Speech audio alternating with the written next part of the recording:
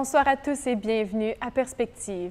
Le Saint-Père a rappelé ce matin que la vie chrétienne ne devrait pas être basée seulement sur sa propre volonté et l'obéissance à des règles, mais devrait être motivée par sa relation personnelle avec le Père.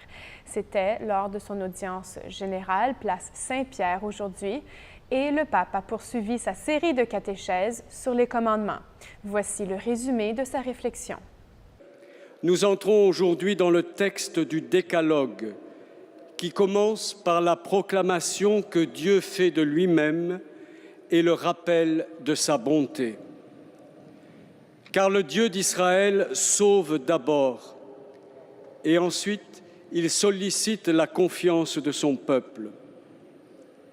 Ainsi, Dieu n'est pas un étranger, il est ton Dieu.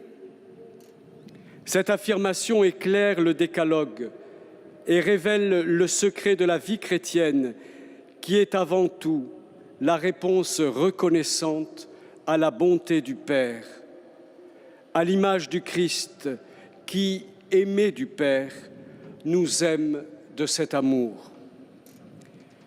La formation chrétienne n'est donc pas basée sur la force de la volonté, ni sur le seul sens du devoir, mais sur l'expérience personnelle de la relation avec Dieu, l'accueil de son salut et sur le fait de se laisser aimer.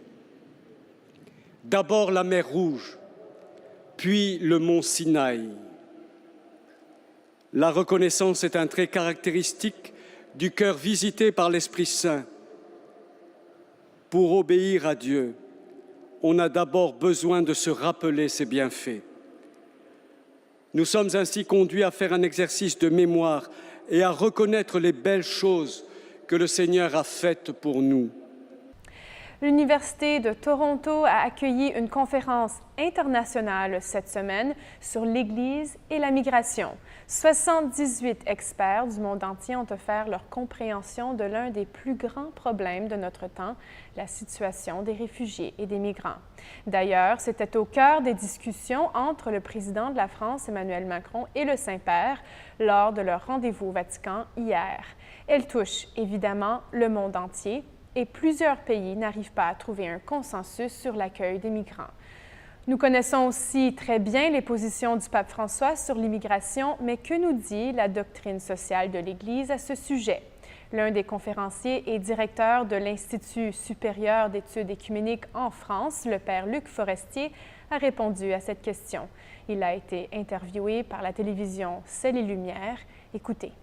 L'Église catholique, elle est particulièrement bien adaptée, je dirais, pour prendre en charge cette question-là, parce qu'au fond, pour elle, les frontières entre les nations sont relatives.